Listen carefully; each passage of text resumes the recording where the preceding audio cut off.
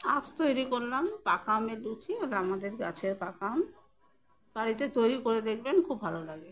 পাকা আমের লুচি তৈরি করব, এগুলো আমাদের গাছের পাকা আম। সেই পাকা আমের এই যে দেখছেন অনেকগুলো পাকা আম নিয়েছি, ময়দা নিয়েছি, স্বাদ মতো নুন নিয়েছি, আর আমি একটু খাবার সোডা দিই। আপনারা কে দেন না দেন আমি জানি না, সেটা জানি না, আমি দিই। আর এই রিফাইন তেল, এই সব কিছু এখন মেখে নেবো। দেখুন আমার ভালো করে মাখা হয়ে গেছে, আর একটু সাদা তেল আমি দিয়ে নিয়েছি। এবার সাদা তেলটা দিয়ে আমি আরেকবার ভালো করে মেখে নেবো। এরপর আমি লেচি কেটে বেলে নেবো। বেলা তো আর দেখানোর নেই।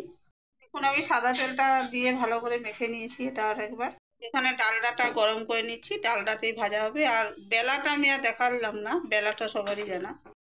দেখুন এগুলো কত সুন্দর ফুলে গেছে, এই যে ভাজা হয়েছে। দেখুন আরো একটা কত সুন্দর ফুলেছে। এগুলো একটু নরম হবে, যদি যারা ট্রাই করবেন বলে দিচ্ছি, খুব নরম হবে, মাখতে একটু বেলতে একটু অসুবিধা হবে। আজকে বানালাম আম দিয়ে পুরি। দেখুন কত সুন্দর ফুলছে, আর আমরা সব ডালনাতে করি, করে দেখবেন। আমি চিনি একটুও দিইনি, কিন্তু আপনারা কেউ চাইলে চিনি দিয়ে মাখতে পারেন। তৈরি করলাম আমাদের গাছের পাকা আম দিয়ে এই যে পুরি। তৈরি করে দেখবেন, খুব ভালো লাগে। এখন তো আমের সিজন, আম সবার ঘরে কম বেশি আসছে। তৈরি করে দেখবেন, খুব সুন্দর হয়। আর দেখুন খুব ফুলকো হয়েছে।